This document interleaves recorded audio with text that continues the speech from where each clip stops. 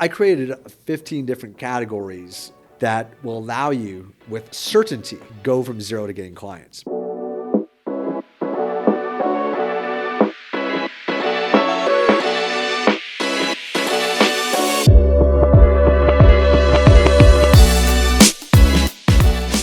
My guest today went from being a broke kid in college to pioneering an entire industry. The founder of Real Social Dynamics, the same company, The Game, that Neil Strauss made famous. He's grown a company from zero to making $100 million exit. He's funded more than 20 multi-million-dollar businesses, has landed on the Inc. 5000, and today, he's building a global franchise of AI startup houses out of 4-star hotels where founders live and build for the ticket price of $0. Nikky Kho, welcome to the show. Going back to the college dorm, you started Social Dynamics. Then you built that company up. Walk me through that first phase. What was it then, and then how did it become a global brand? Well, at first, there was no companies in the industry at all. It just didn't exist. So we were the first corporation that took people out to real world situations. There's a lot of people who are teaching, and still today teaches dating. Yeah. But there's very few people that will actually go into the real world and tell you what to say, what to do, just like the movie Hitch, with someone actually standing in your social circle. Maybe you're mic'd up, maybe you're not mic'd up, maybe you have a camera following you, telling you what to say, what to do. Have you ever mic'd someone up? Yeah, so we have a rig. Okay. And so basically the rig is, we have what's called the football, which is the camera, allows you to see what's going on. Person's mic'd up as well. You have a transceiver receiver. You have a guy who's also looking at what's going on. This is, and you have another person who's called the runner. He'll grab the camera if something happens, something crazy goes on, and then run away.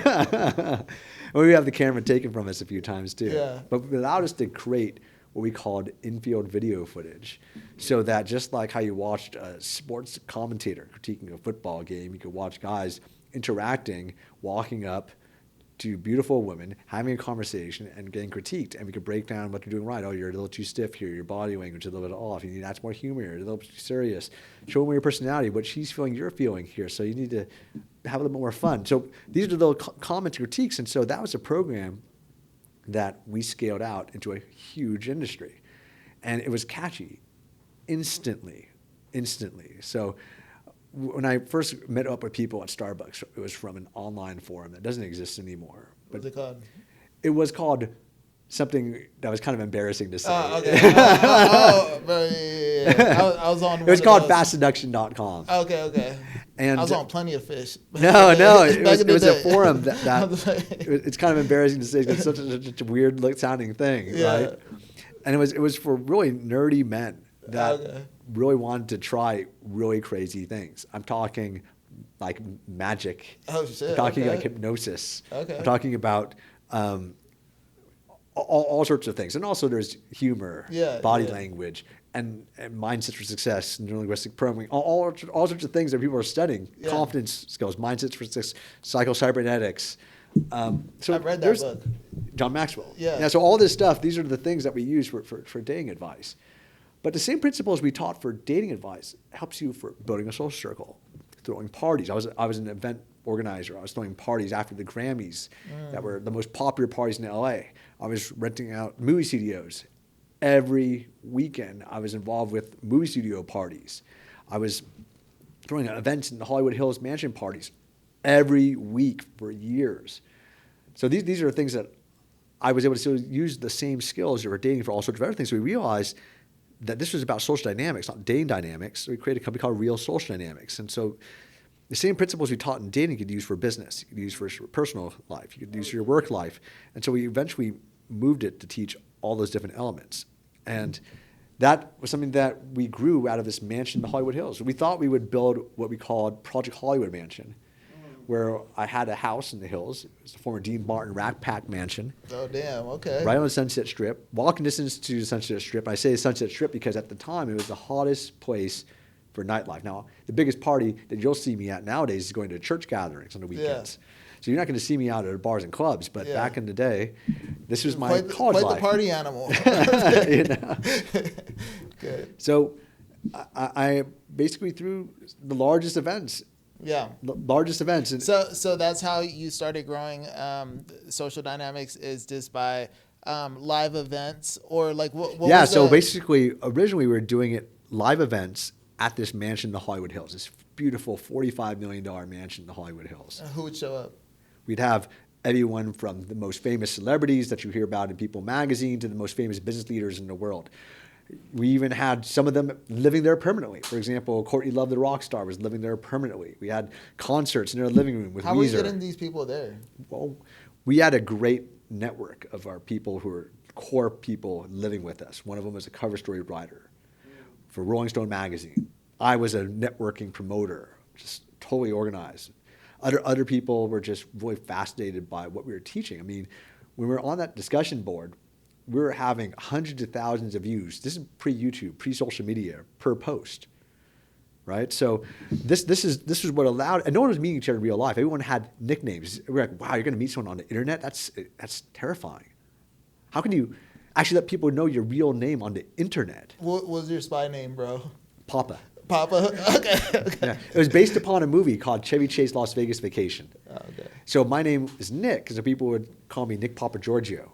And eventually it got shortened to Papa Giorgio, and eventually just Papa, because of the parties I was throwing. I mean, ever since I was 18, I was throwing $10,000 charity galas for the Make-A-Wish Foundation and renting out motor yachts. And how old were you when you were doing this? 18. 18. Crazy. But I started when I was 12, because one of the things about me that's unique is that my father was a professor. I'd have to take all of his classes of pure science. And across the street from university, when he was grading papers, was a nightclub that had famous rock bands perform. At the time, they weren't famous. Cake, Korn, Deftones, Bush. No one knew who these people were. These little bands or whatever. Right, but they would perform every week at this club. And I basically went to the owner and said, hey, can I just hang out backstage and also hang out with everyone if I pass out flyers at all the Towers Records and Blockbuster Videos and around campus? And they said, yes, let's do it. So I did that. And so from that practice of promoting events at that age, it led to me actually eventually hosting events. So by the time I was in high school, I went to a boarding school on the East Coast. That allowed me to go to Princeton University and study computer science at the same time as doing high school. I was able to then rent out nightclubs in New York City when I was 16, 17. Rent out the Waldorf Astoria and have crazy events in the Grand Ballroom. Rent out movie theaters, have events. I was having all sorts of parties, right? So like weekly, monthly, or like sporadically. Sporadically. Okay. I mean, I was still a pretty hardcore student. Okay. I was still pretty much a super nerd. Okay. Yeah. But when I graduated from university, other than holding these boot camps, it started off with me trying to figure out how am I going to do this when I have no money. I didn't just ask my parents for a big allowance or anything. I wanted to be self-sufficient. So basically what I did is I said, hey, let's meet at Starbucks. And all those things that we've been posting about, me and my friends were visiting New York. That was our first city. We're going to meet you in Starbucks on Washington Square Park. And I met people there. There's maybe 20 to 30 people showed up. We told them a bunch of stories, what we were doing, practicing, and sharing all these blogs on the internet. Yeah. And then we said, well, if you want to see us do this in action, we'll go with you to Grand Central Station.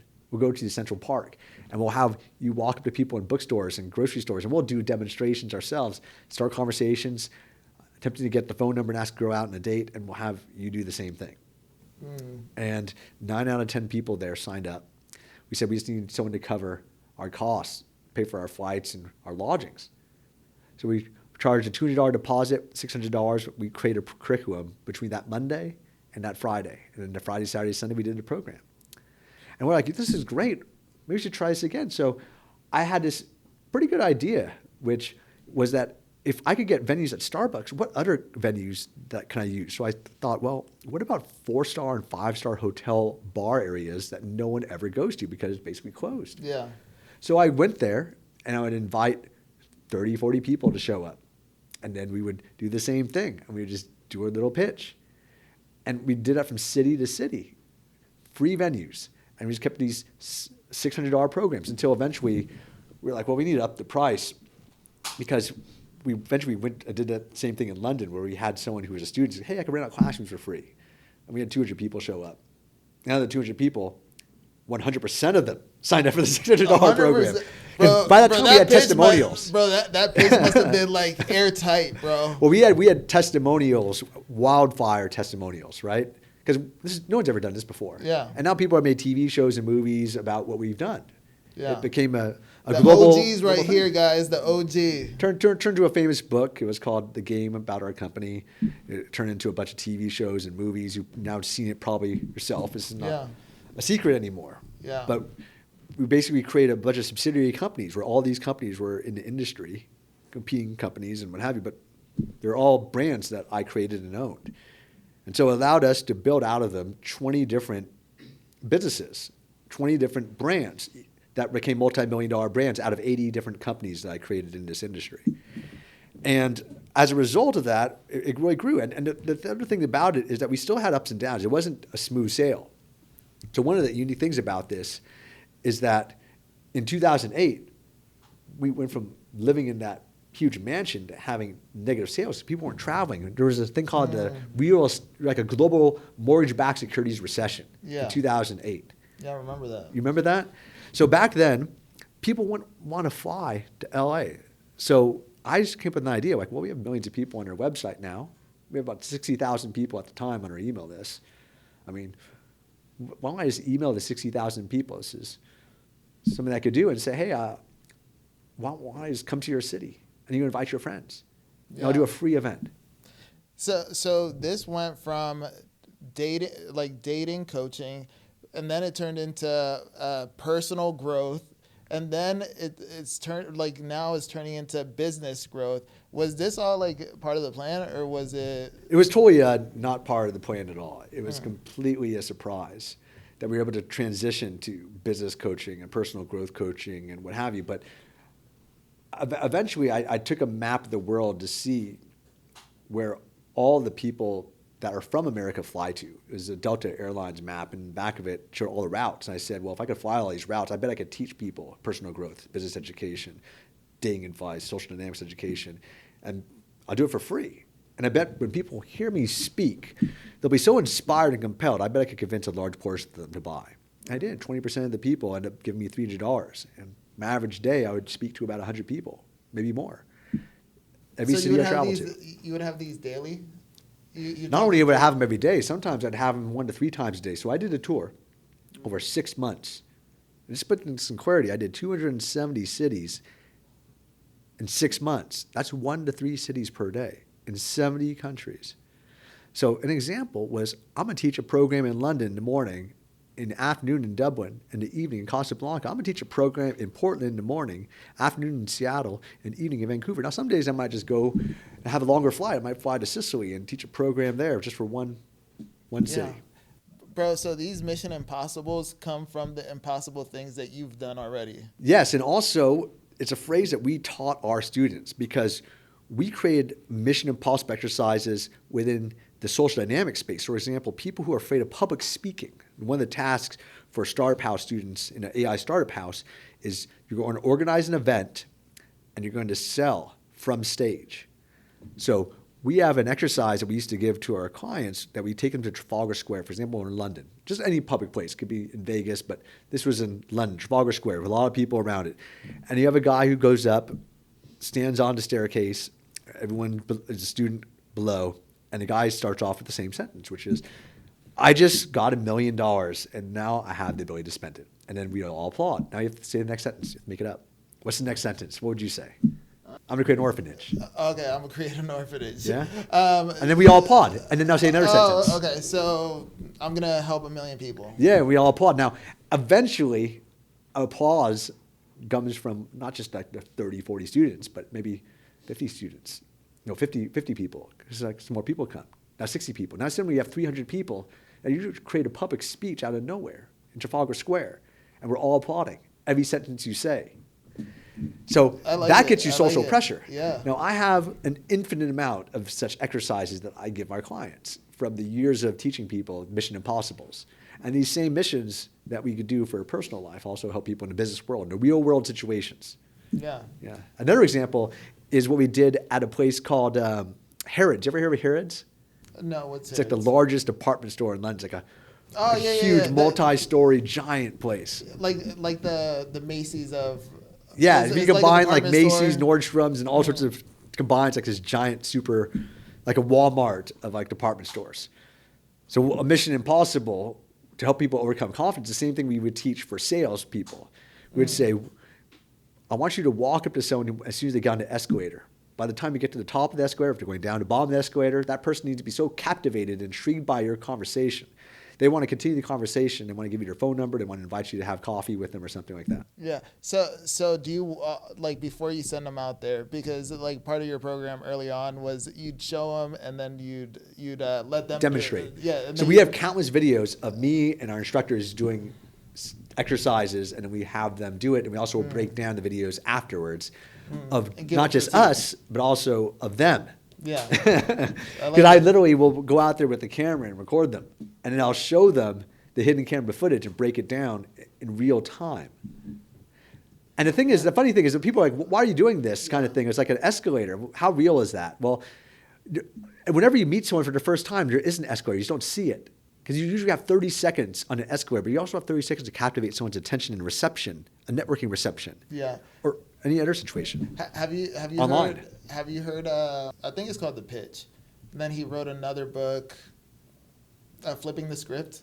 Have you heard of it? It sounds familiar. I don't remember. But anyway, so they talk. So it's all about this guy. He goes in, he pitches all these investors. He does multi-million-dollar deals and stuff like that. But he talks about like when the first thing that you want to do is hit their crocodile brain. So like you want to just catch their attention and like throw them off a little bit, and then you just there's a process to everything, I guess, right? What after taking your courses, what did you see that they were like? What was different about them? Well, a lot of people who had no social circle were completely different people.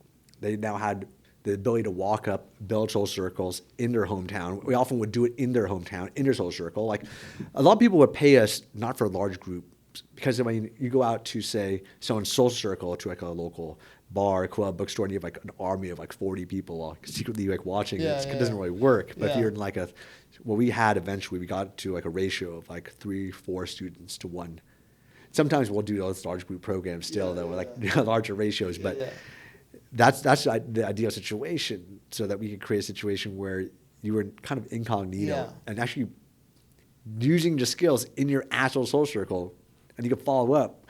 And we've had some people who've gone out and dated girls from the program that they actually met on program, which is crazy. It's crazy. Like you just need an example of success. They say that like a smaller group that is in communication will outbeat the masses if they're out of communication. So just you said incognito in a situation, you want to just go in, fulfill your mission, come out, and then you have feedback. You have a feedback loop at the end of it. I mean, multiple instructors got married from doing cold approach on program. I would say about half of them did. Good. So you eventually went on to exit the company, right? Yeah. And then you went 150 countries. I did. I traveled to 150 countries, and I basically recreated what I originally called the RSD free tour, but I was doing it for teaching entrepreneurship with AI and self-reliance. Yeah. And it was actually through the Church of Jesus Christ of Latter-day Saints. Now, I wasn't qualified to teach, the Mormon religion. Yeah. But I also was aged out. I was, too old to actually teach as a missionary. But you still felt called to... They created a program just for me because they needed somebody who was an entrepreneur that could help people learn self-reliance. They had a lot of people who were going to university at Brigham Young University.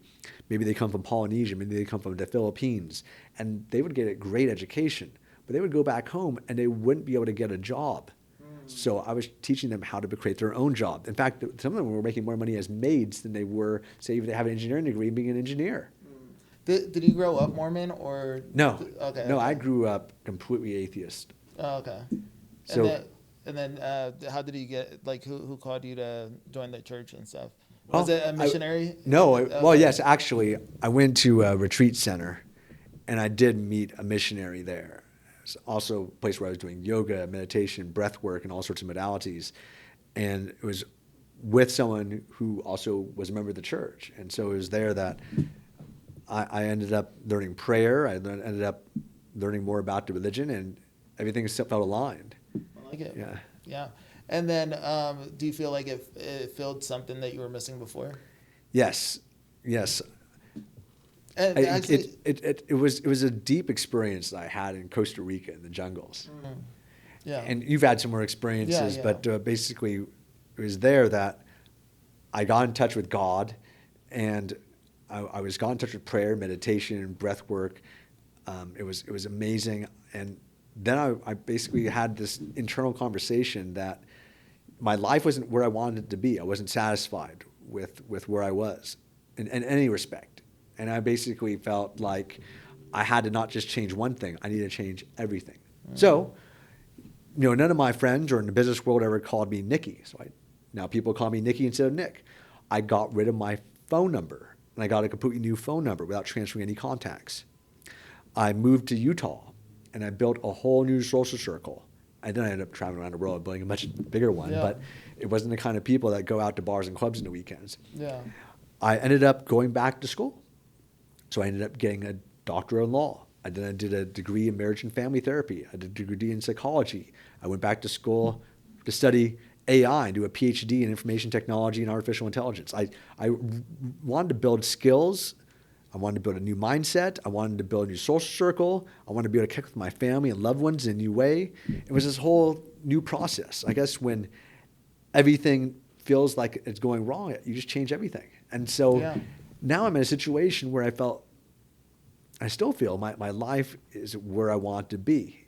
I think that if I look at on a holistic approach, am I getting enough sleep? Am I getting a focus on health? Do I have a passion I believe that's bigger and beyond myself that could contribute to other people? Have I reconciled with my past, with the relationships I feel could be reconciled with, with the people I care about the most? Have I forgiven people? Have I reconnected with the people from my past and forgiven them? All these things I had to go through. So through that exit process, before I returned and built a technology business, to build an AI startup house, these are the things that I felt really mattered. So now that I returned to the AI startup house and an education company again, my whole family's been in education. My dad ran and created universities. My mother was a teacher. I was in the private education business. Now I'm teaching in the AI startup house world. And I could do it from this more spiritual, holistic standpoint. So I'm very grateful for that opportunity. You're embracing it more because it's a choice. You decided that the old life that you had, this wasn't acceptable for you, and that there was something more, and that you chose a path of this, discovery, and you chose to give the church a chance, and and you just kept letting it pour into you. So.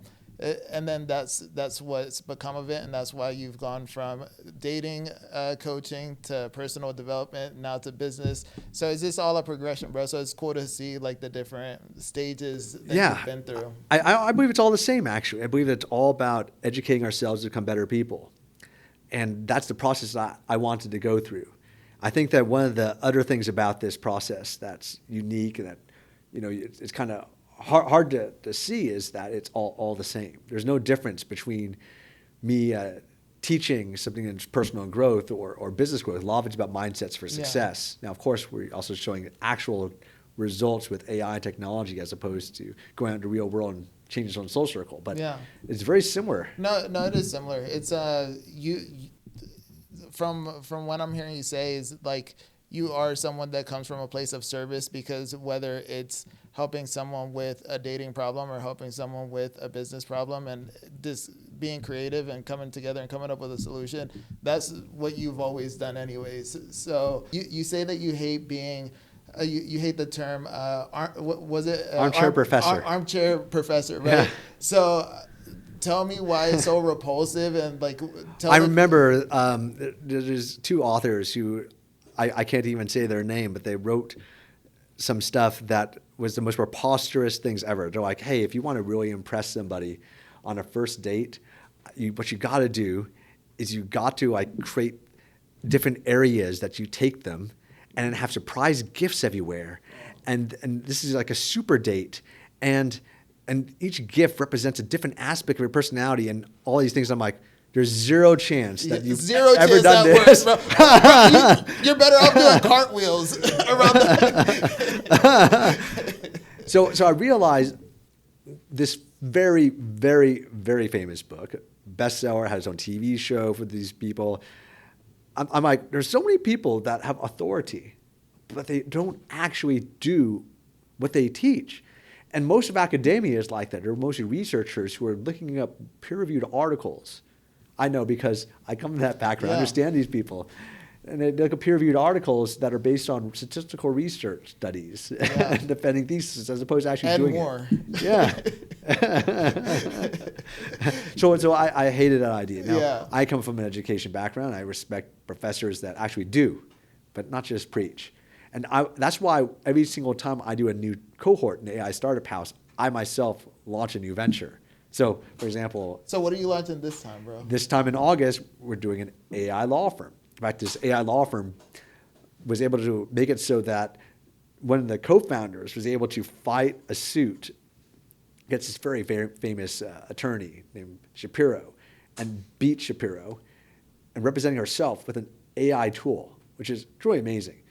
And then there's also another situation where she had to organize a case using attorneys to help a business defend itself, and did it successfully. Yeah, and so I'm partnering with her to create this AI law firm and grow it. The cool thing about it for me is that also there's new ways to get admitted into the bar associations.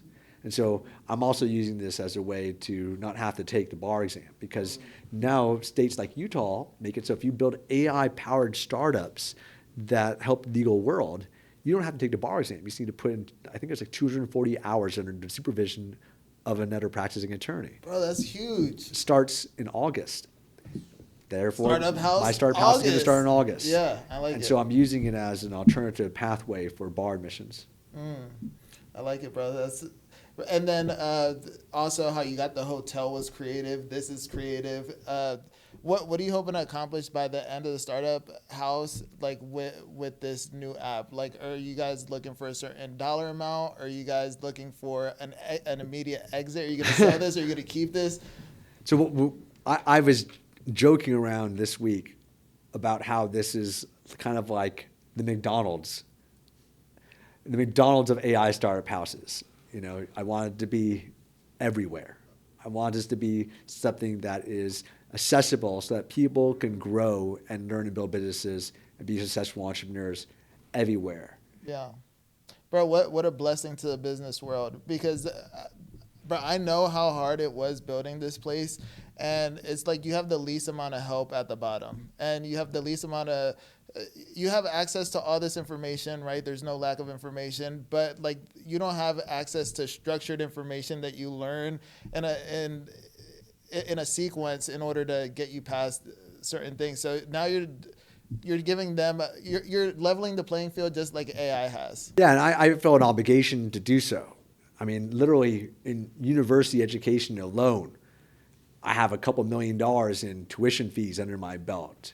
I have to use that and share that knowledge with other people. Yeah. Similarly, I spent about the same just in personal growth workshops with people like Tony Robbins and people that created Landmark for him and all sorts of other coaches, Deepak Chopra, Joe Dispenza, all these people. So let me ask you this. So 150 countries, you're learning all these different things. What's give me one thing that you learned during that season in life that money couldn't teach you. More love. It's a message that I got in prayer. So I got an idea that if I prayed at each of these different cities that I went to, that I would get a different message in every location. But that was the same message I got everywhere. And for me, that's deeply connecting with that love so that you can be able to connect with other people in a way that's truly different. What is love to you? Well, some people say that love to me is Jesus Christ. Some people say that love is, this feeling. Some people say it's an action. Now, to me, I resonate with a philosophy that I saw at a place called Sattva Yoga Academy. It was with a Himalayan guru named Anand Malhotra, who taught me that, and there's beautiful signs that say this everywhere, that all love is self-love. and all hatred is self-hatred. And what I mean by that is that when you dislike or have hatred towards other people, it's usually not you judging them. You're usually judging something about yourself that's triggered. And the same way you love other people, it's usually you loving something about yourself that you see in other people as well. Yeah. And that really just shows the interconnectedness of all humanity and also our obligation to such. Yeah. And if you start treating your wife, your spouse, your parents from that framework, you're able to forgive more. Yeah. You're able to connect more. You're able to build better relationships. But more importantly than anything else, you're able to do something different. You are. And it'll help you in the business world too. Yeah. When people can feel that from you, there's an authenticity. Some people will literally not work with you unless they feel love and authenticity. Yeah. They don't even know how to explain it. They just don't do it. Yeah.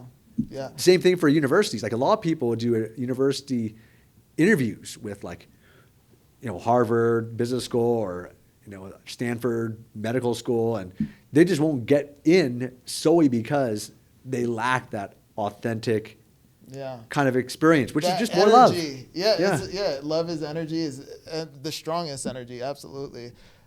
So I want to get into the startup house.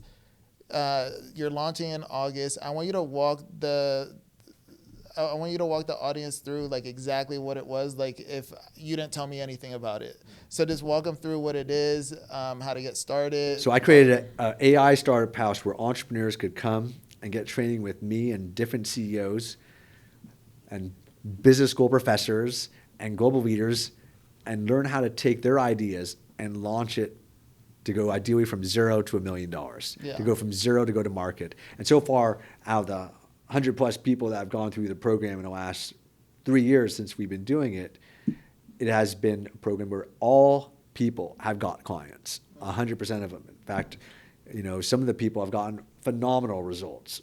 We've had people that are literally teenagers making 6 figures.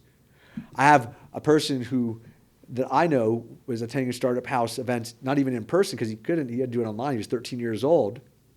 And he was able to create an AI bot development company selling bots for $3,000 a pop. Now he has 6 figures in his bank account.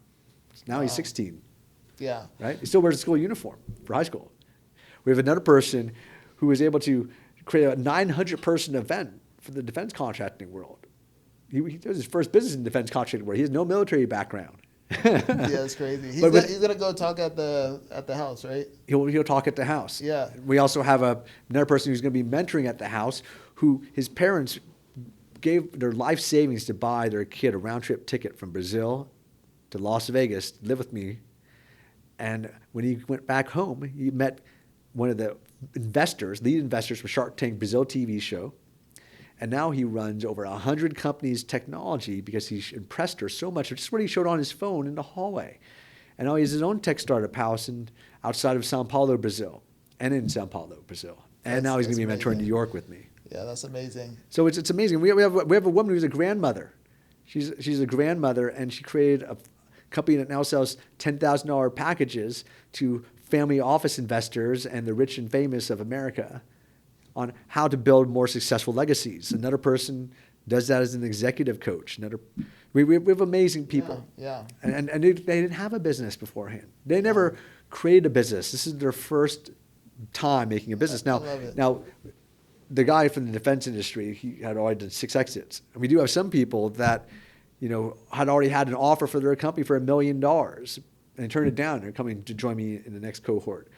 But it's all across the board. In fact, that's why we also not just have the startup house program for free. People who already have like $1 million and $10 million, we have a really cheap program. It's $1,000 a month. I mean, $1,000 a month doing this all year with amazing CEOs or people who are making over $10 million a year. So we have EO people from the Entrepreneurs Organization making $1 to $10 million, and people from YPO making over $10 million. That's like a $5,000 a month program that helps us fund. But 99% of it is the startup people for free.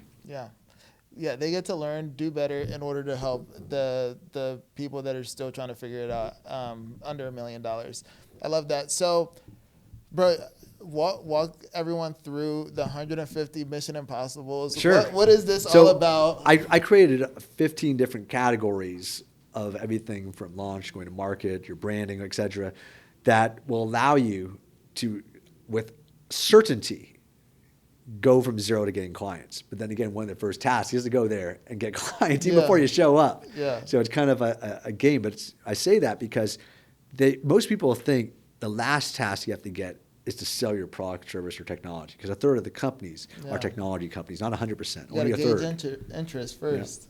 Yeah, and so a lot of people are like, wow, this is crazy. I have to build my software platform technology.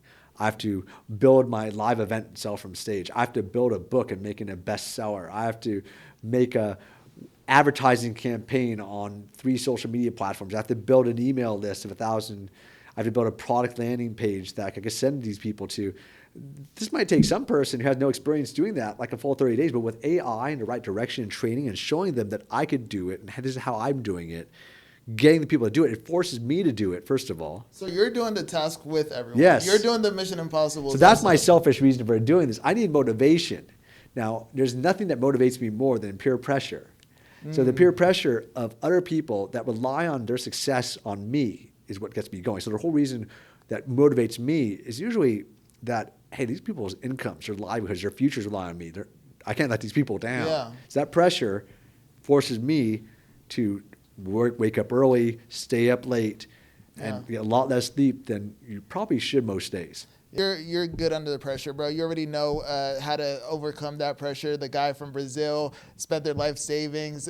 They put his fate in your hands. Yeah, their parents' life savings. Yeah, his parents' life savings. And then you came out with a W. He's now running all the AI in Shark Tank, throwing on his own, because you've shown him what was possible, and now he wants to help others, and he's creating a startup house also. Yeah, and then we also have that 13-year-old I told you about. Now he's 16, but he also co-wrote the #1 international best-selling book on AI with me. One of the tasks. Yeah. Yeah, so maybe you guys, if you guys sign up, if you guys have the courage to sign up for the program and go to New York and work on your business in a systematic way, maybe you guys will have a bestseller also. Well, yeah, I could guarantee it. In fact, if you go through the program and you can't make a bestseller, I'll give you $10,000.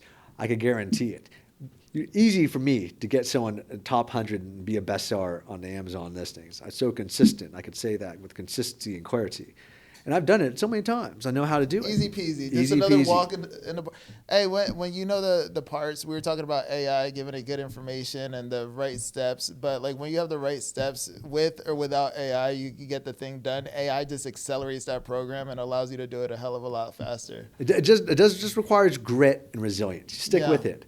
The right system, though, that's what you bring to the mix too. It's not grit and resilience only. You do have to ride the system. So systems and really good tracking of metrics and numbers.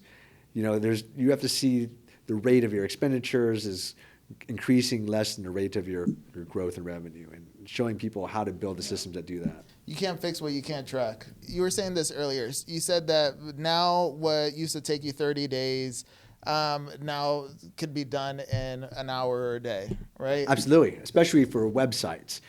So if in the past, I used to take weeks to build these high-quality websites. This is the first job I ever had. I used to go door-to-door knocking, and I would say, hey, would you like a website?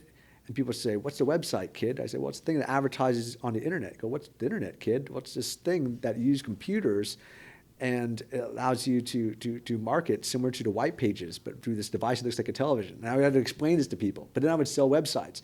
Now, that would take me weeks. Now we could do it in minutes, seconds even. Yeah. Create even better stuff. Bro, it's the best, bro. But it also goes back down to like giving it the right structure. Now that you have that, you feed it the right information, and boom, you have something that could convert your clients into. Bro, it's crazy. So you were selling websites back in the day when you had to explain what computers were, bro? Yes. That's crazy, bro. That's a crazy sale, bro. In shopping Imagine malls. this. In shopping malls. In fact, I was teaching people how to use the internet in shopping malls, and people were like, whoa, you know how to use the internet? That's insane. Yeah, bro, that's crazy. So Founder OS. So we're talking about like all these different things that you have to do, organization, systems. Founder OS is the system that allows you to do what? So the Founder operating system is our method of doing the exact task of taking mystery out of entrepreneurship. Typically, entrepreneurship is a thing where you're like, well, I think I'm just going to go in this direction. And we kind of change that. We make it so it's more of a blueprint, a roadmap. Yeah. Clarity beats everything. So that's the biggest piece of the puzzle, clarity. So we just say, hey, clearly you have to do these specific things. And if you do these specific things, in the same way you have a job, if you go to that job, you give them specific, clear roles, responsibilities, and tasks. You do that, you have your business. Yeah. We do the same thing when you need to scale up, and when you need to grow and build systems, and when you have an enterprise. We have all these different elements. And so that's what we give people. It's also the mindsets for success.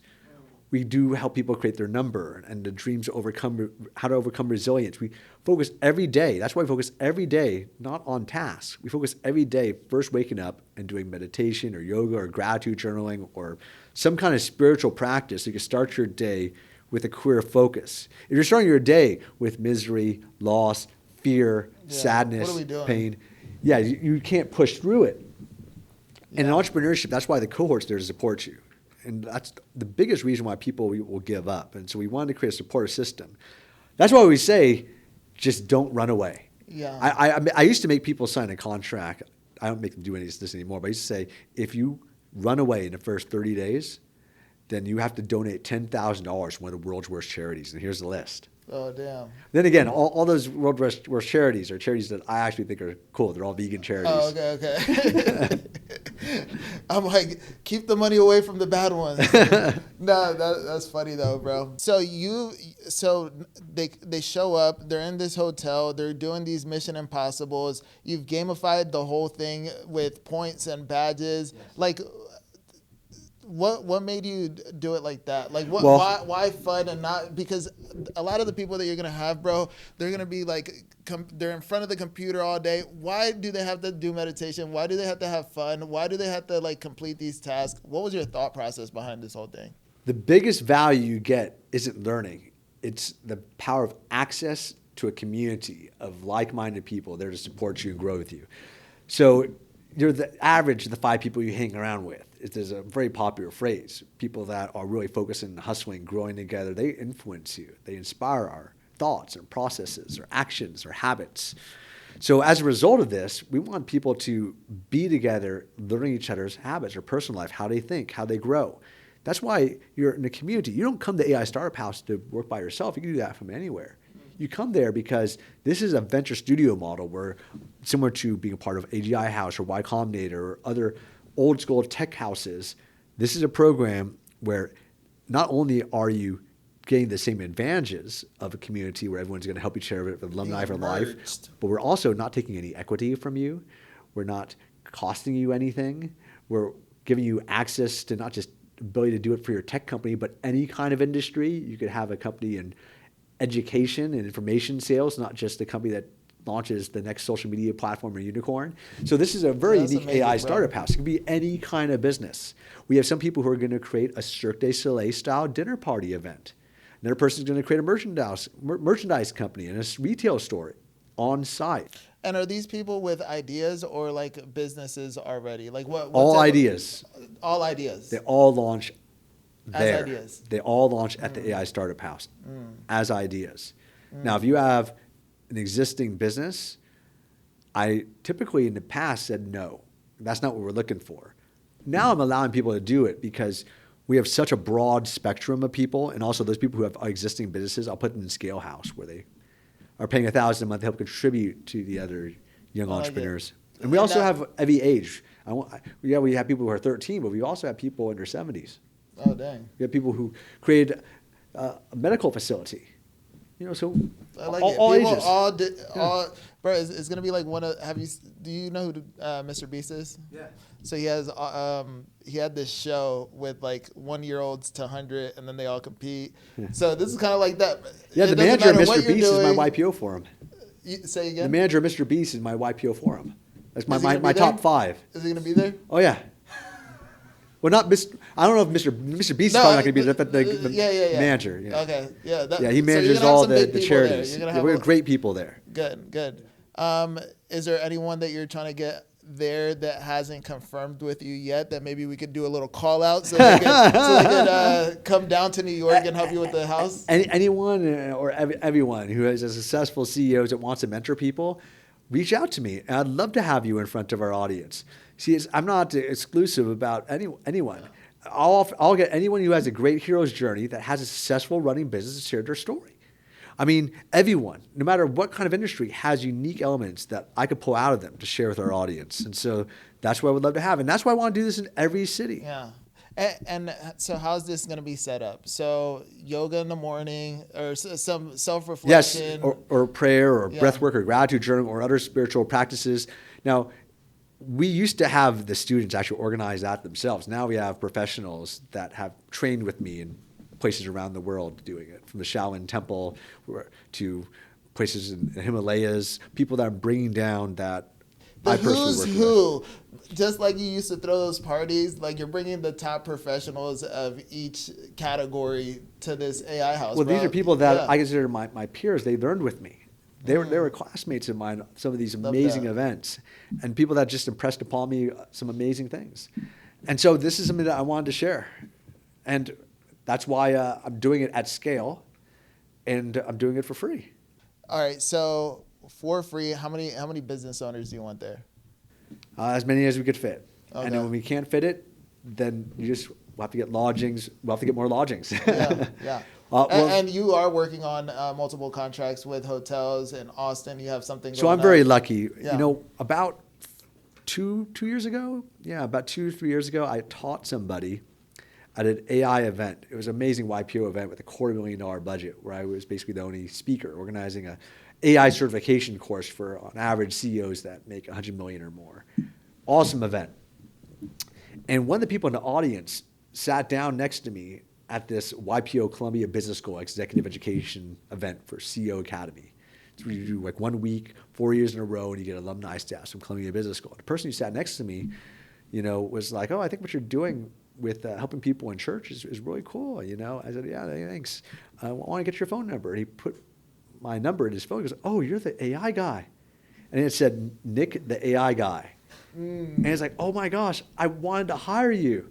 I've heard my friends hired you." Because I was doing these engagements where I was doing lunch speaking gigs for like $10,000. And some of his friends hired me. And they're like, "Wow, this is so cool." So he's like, "I want you to do that too." I said, "Well, I would love to do that." He goes, you have the startup house, right?" I go, "Yeah." He goes, "Well, I have like a few $100 million in hotels, and 4 of them are in New York. Why don't we go to them right now and you could build one out of my hotels?" I said, "Yeah, that sounds great. In fact, I've done something similar in Vegas." He goes, "Yeah, I know. Let's do it." Because I used to have also a hotel property, ran an immersion program, but for personal growth education on the same business model. It was a 250-room hotel. Now this is, for 60 to 70 units. So it's somewhere in size overall capacity-wise. So I'm very similar to this business model. And I showed him how to structure it financially so it makes sense, how you could restructure it so you don't have to have all the overhead of employees and unions and all the issues that come from that, all the issues with tax implications and how to eliminate that with nonprofits, or how to acquire companies to move regulations around to allow this thing to happen and still take advantage of the appreciation. So you went in there knowing how to do all that already because you did it before. I've done this before. Okay, so preparation meets opportunity, and then now you're saving hotels money on their taxes. You're using it for a nonprofit. Yeah. And these were all his hotels that... I've done this before. So I was like, at the end of lunch, I also had YPO's learning a chair, and organizing chairs. And, "Well, we should make this an official YPO Global One Chapter Tech Startup House." I'm like, "Yeah, AI Startup House YPO sounds great." And then I started contacting all the YPO WhatsApp groups. Now, with YPO, there's, hundreds. And I just said, "Hey, bring your kids for free, or come yourself, or be a mentor." Wow. And as a result, the last couple of weeks, since posting all that stuff, I got hundreds of people responding. Now, I've been doing this for years, but the acceleration of it for just New York alone showed so much pop and interest. And that's why I believe that location is also so important. So typically, I haven't been doing it like that. I've been doing it targeting mostly on where I just wanted to be. Yeah. Now I'm really targeting it on the economics, because you go to a city, you got the data, you got the great people there, got the data, knowing interests, because they also could take advantage of the fact that, well, there's in America, an infinitely higher amount of business opportunities. Yeah, it's infinitely more aggressive. Yeah. A lot less aggressive than hanging out, meditating on the beach in Bali. But at the same time, that opportunity allows inspiration and economics to really play in your part. So with that being said, what are like the three biggest changes? First time in doing it in Las Vegas in your 10-bedroom house, now doing it in New York 3 years later, right? All learning lessons, and it's also very Yeah. very different in similar aspects. Back then, I had office hours most of the day, which means that only after dinner time was I would actually work on my own business and stuff. Now you get to do it all day long. Now I'm going to do more of a group environment where we have a team of mentors and graduates from the AI Startup House helping me, working with me, so I could also work on the tasks more of the day and grow my business even faster. So- I was able to still grow Real AI Dynamics. Yeah. It came out of the New York, came out of my first Vegas house, so that was able to grow to over $1 million in revenue. But the thing is, to do that faster is my goal. Yeah. And then now you're partnering up with someone and you guys are working on a project together. You're saying groups of mentors. Is it just like you need this, you go there? Or is it like you're assigned to this? People could mentor on Zoom online if they wanted to share their entrepreneurial hero's journey. If they wanted to come in person, give you a place to crash, go speak. That's also fun. So you've said that everyone that has come through the house has gone from 0 to client. That's what I consider success. And so I would say 100% success rate. Good. So, and what do some people stay there longer than other people? Yes, And absolutely. And those people usually become people that end up working with me in the long term. People that get offers to travel with me, do speaking tours, stuff like that. People who want to actually stay involved. Now, not everyone could afford to do that. Remember, I'm doing this for free, so no one's getting paid to work for me or work with me. Yeah. But it's a great learning experience. Hey, but you're still making it happen. Yeah. No, because everyone gets paid in a different way. There's different types of commission. There's fulfillment. There's contribution. There's paychecks. I mean, I have some people that went to Hawaii with me and they didn't know anything about AI. Now they're teaching AI. They used to be trauma therapists. Now they're teaching AI and doing integrations for companies doing 5-figure, 6-figure engagements. And robotics. So yeah, so for robotics, we've been partnered with a guy who built a huge telecom company, big solar energy company as well, and is able to build everything from AI rings, glasses, wearables of all kinds. And we had someone in our LA startup house who wanted to build rings that are connected with AI to control with your fingers So you're going back to school now.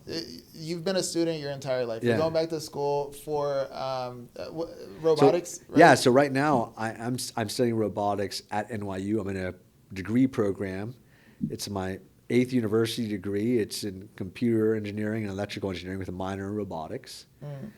Have you thought of anything that you want to build yet? Oh, yeah. I have a long list of things that I'm looking forward to building. But the reason why I'm really interested in this is because I got inspired by Jensen, the founder of NVIDIA. And he said that if you have to study something, you should study life sciences and physical sciences. And so that's what I'm focusing on right now. Yeah. I'm studying this as my main focus. From now on, my main focus is on engineering and the life sciences. I believe there's going to be 2 huge revolutions that are going to be hitting. One is wearables. Yeah. Everyone will be having AI glasses, AI watches, the ability pins, things that allow you to navigate the world. Right now, I already have glasses that allows me to see all sorts of AI models and it can control it with rings that are on my fingers. I got it from the head of AI at Google. And there's all sorts of craziness out there that's not even released to the public yet. Now, robot-wise, I believe as soon as they get the whole walking thing to be more stabilized, you're going to see in the next 3, 5 years, 7 years tops, everyone having AI robot maids and cooks and chefs and drivers. I believe that in the same way out here in Vegas, the physical world's already seen that with cars like Zoox. Yeah. You take free rides with AI in your own mobile hotel room for free. And it could be a great marketing channel for advertising. Can you imagine that? I mean, I see that happening with all sorts of devices, everything from air travel to all sorts of robotics. Yeah. Yeah, I agree, bro. And I've already, I look for things that I could, because we are a little bit behind on AI hardware. You know, like we have all this AI software, but have you seen that video where it's like Will Smith, and I just saw it the other day, and it's like The spaghetti. the spaghetti, right? Yeah. And how far that's advanced. Yeah. We haven't caught up in hardware yet. Yeah. But Apple and Nvidia and all these major players like making contracts together, and it's gonna be cool to see the progression of wearables too. Anything so glasses, everyone's gonna be wearing them. What do you feel like? Let's dive into the future. I mean, I've gotten every iteration of the Meta glasses. I also have these special glasses from China. What needs work, and what have they nailed already? Well, what needs work is I also purchased the AI pin where you could talk to it like Star Trek, and it's so off. I had to return it. Just couldn't work. Yeah. I was one of those suckers too, bro. You had it too. Actually, I just kept it, and they kept my money, and it's in the closet somewhere. Yeah. And also, I've spent a lot of money on Kickstarter buying AI robots that never actually came to market. Oh, so man. I just lost the investment in the fund. But I liked supporting the idea. I have been very surprised, Okay. pleasantly surprised by the quality of a lot of Apple products. So. Yeah. But I think that the fact that, especially Claude, and how a Claude could be integrated into building apps for our phone, and then you can put that into your phone, you can do all sorts of crazy things with your phone and carry it everywhere you go. And then you could then put it in your headset, and then you could connect that to your glasses, and then you can see everything. So that's what I think is really cool. I love the future idea of having AI robots that look like humans with bodies and chassis that could actually do all the routine stuff for you. It's just that I'm getting to the point where I believe that in order to get that done, I'm just going to have to learn a lot more that I haven't learned myself. Because I grew up in a family that, was always on the cutting edge of computers. So every year I always had the newest computer. And so I always have a little FOMO of what's possible. Bro, me too. I didn't grow up like that, but now just being in this space, and like we have conversations all the time. I'm like, hey, we gotta move faster because we're already getting left behind. Yeah. Because it's moving so fast, and you got to choose your field. Like I say this to some of the clients, because they're all like, oh yeah, I currently use AI. I'm like, what do you currently use AI for? Probably a lot of stuff that has to do with plumbing or whatever field that they're in, right? I'm like, great, that's a great tool for plumbing. But now what we focus on every single day is the marketing side of things, the building landing pages, building brands, building business, like architecture when it comes to like the ideal client avatar and all that stuff that we talked about earlier. But everyone's focused on something different. Therefore, you get like your own unique use case out of the AI, and that's what you perfect over time because it has the most feedback on that. Yeah, and because most of that stuff's coming out of San Francisco, just talking to you, I have this continual fear. That's why I'm always studying more about learning more. So I was just talking about that fear, I feel this like pull. I'm like, oh wow, I should be in Silicon Valley right now. What am I doing here? And I keep getting these invites to these events in Silicon Valley, and in fact, there's one this week, and now I'm seriously considering going, just talking to you. I'm like, oh no, just go scared. Yeah, because everything's moving so fast. Yeah, and it's there's different ways to learn. You could learn through studying. You could learn through your own experiences. You can learn through the experiences of others. So like making those connections and having those conversations is equally as important as you learning it systematically through a program in school. Yeah. The cool thing about what's going on in Silicon Valley is that your friends have access. So that's one of the coolest things that allowed me to be able to see GPT before it became ChatGPT. Yeah. And so there's so many crazy things out there. According to another friend of mine, AGI is already available. It's just not available to the public.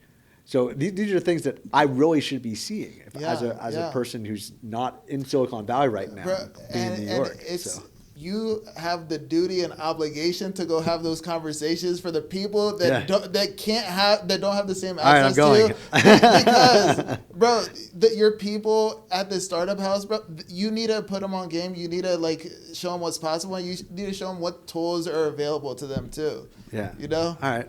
You got to go. Makes sense. Book it. Yeah. All right. I'm there. So we're gonna wrap up here in a little bit, but I want to know like the founders that are under $1 million, they're on a treadmill, right? This not really going in any direction. What do you suggest to them? Like, where should they start, and what should they be shifting their focus to? Well, we do have a great online program now. I'll share with you.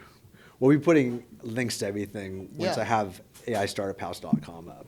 Perfect. In the meantime, people could also reach out to me directly. You could reach out to me on my WhatsApp, which is 310-402-7863. I respond directly to any of your audience. You have a website, nikkykho.com? NikkyKho.com is another way to get a hold of me. NikkyKho.com, NIKKYKHO. I think that the biggest thing in terms of people is to just persevere and keep going. I think so many people give up right before the huge launch, the huge inspiration, the huge opportunity appearing. Yeah. And that's a huge, huge shift in life. And all you have to do is just stay in it just a few years longer. I mean, if you look at Mr. Beast, another person you mentioned, he didn't have any videos that went viral his first several years of his posting. Yeah. You know, it's not something that's common for you just to get an instant success. I mean, I got lucky. You know, I was just like at the right place in the right time. So I made $1 million my first year in business, and then replicated it again and again. But it was just I kept being in with people that were pioneers of whole industries by lucky. Yeah. And that usually doesn't happen. So I have a motto that I share with everyone at the studio. My wife, she gets upset about it sometimes too, but it's with or without. Like, it's with or without. The mission has to get done with or without. So we talked about the 5 Ds earlier, and like, this is why people have to sell their business. This is why people give up on their dreams. What would you recommend to someone going through a tough time when you're telling them to discontinue on? How could they get past that? Yeah. So usually if things are not working out, it's usually because you're stuck in a certain way of thinking. It's usually that you're not stuck in your business. It's just that you don't want to change. You want to do it your way as opposed to any other way. You got to drop your ego and get rid of everything and then pivot whenever those kind of things happen. That's the scary part. Yeah. Because then you're like, wow, I'm sacrificing everything. But I mean, I was just having lunch with one of my friends, and he had to declare bankruptcy twice. He had the whole government against him twice. Had less than $0. But if there's certain things that if you do, certain tasks, that's why I always give people certain tasks. If you do those things, you're able to build your business. And so it might not be the business that you actually start with that you end up with. And that's why I would say about half the people who go through AI Startup House pivot to a completely new industry. Yeah. And they take the lessons that they learned, they take maybe the money that they made, maybe they made a little bit of money. It's just that if people take action, that's where I'm impressed. I remember I met I used to be concerned about people who come and say, oh, I want to build a very high capital intensive program. I remember I met a girl who was a waitress. She said, I want to buy trucks, a fleet of trucks, and then I'm gonna market it and grow it. And she put her on her credit card and her life savings and her family's life savings and bought trucks, and she was successful.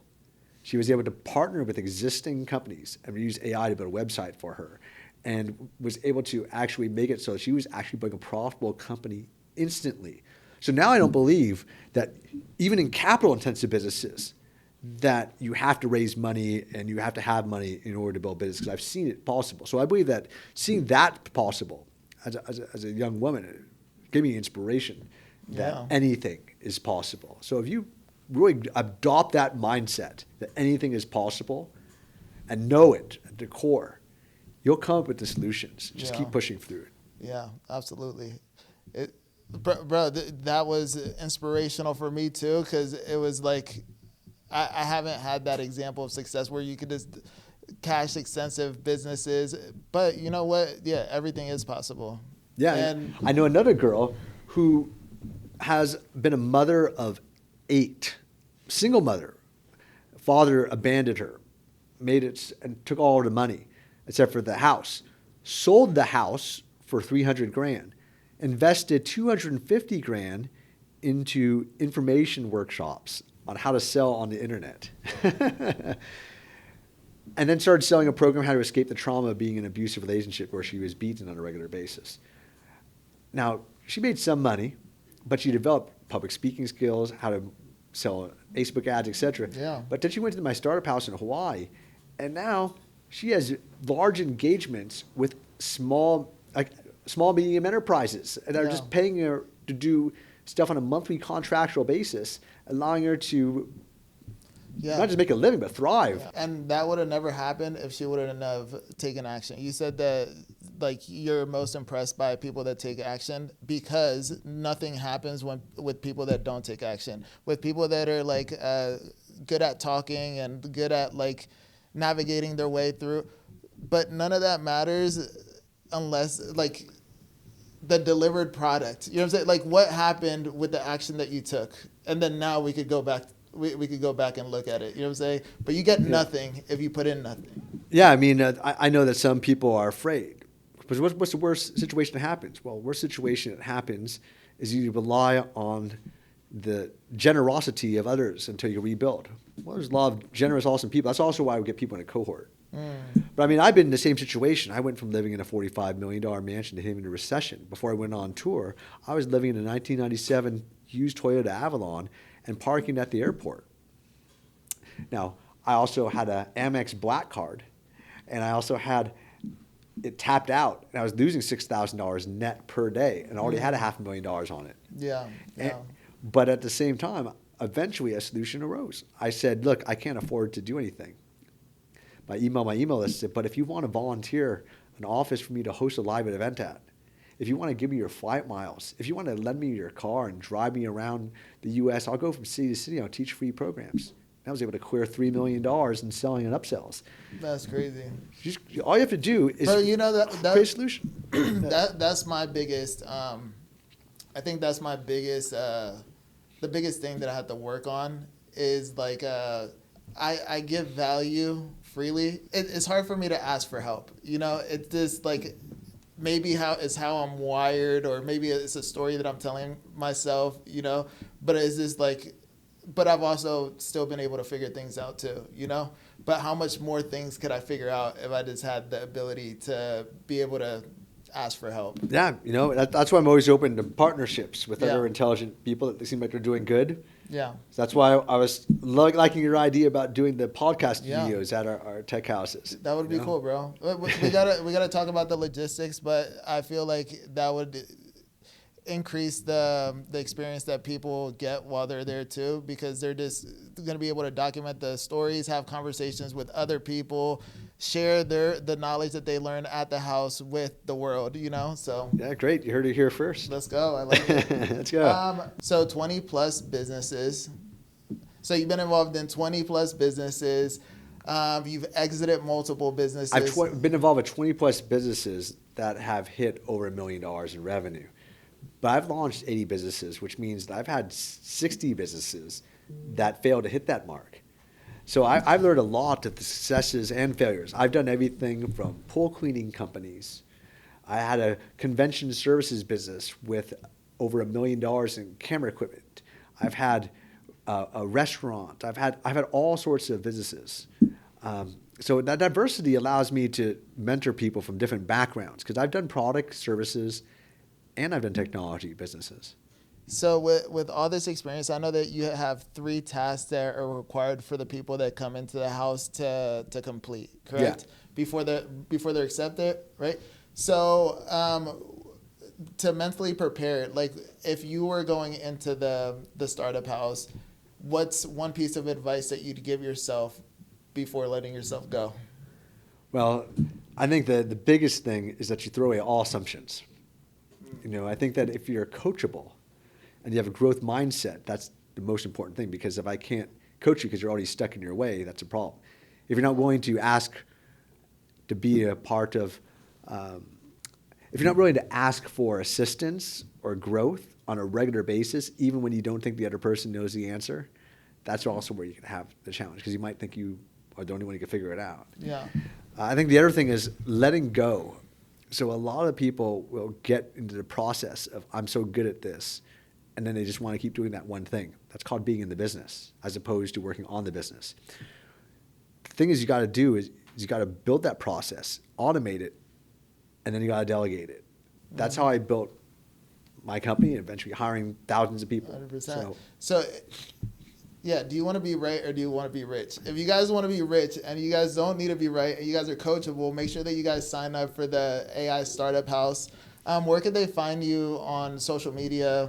Yeah, if you want to follow me on LinkedIn or Instagram or Facebook, you can just follow Nikky Kho. I know on Nikky Kho, especially on Insta and LinkedIn. That's the ones I'm mostly on. Okay. But I also have a ton of pictures and quotes and stuff I share all the time. The last thing I would You got to share one with us, a quote.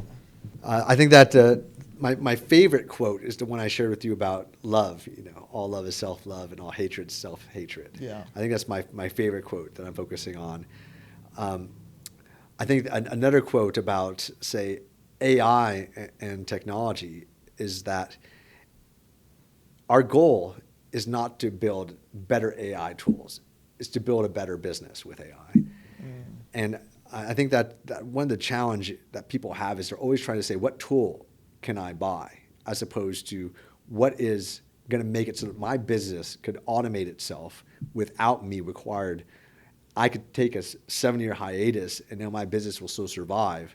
And how is AI going to, or whatever tool is going to fit in that process? Now, AI is usually going to be a part of almost every tool now. So when people are saying AI, I think one of the challenges people are going to face is that they're going to realize a lot of things that people are saying are AI, just regular automations. Yeah. But AI allows you to build the automations faster, and that's where you have the acceleration of process. Bro, as you say that, I'm just thinking back on like how many times I've thought that, just like, what can I buy to solve this problem? But it always requires more thought than that, and it requires you to figure out what you're trying to do, and then everything else just comes together. Yeah, so absolutely. Yeah, I think that the roadmap, blueprint, having clarity, finishing the design process is the first step always, and then you launch, and then after you launch, the real work begins. Yeah. Because now you have to optimize that process, and usually that optimization usually requires you to change sometimes everything. Yeah, bro, we had to change everything. I was telling Nikky, everything that he's doing in a month took me a year to do. Just the branding and watching your program, there's still things that I'm missing, and the formula that I got came from Brandon Dawson, built $125 million businesses, and you're aligned with what we've come up with also.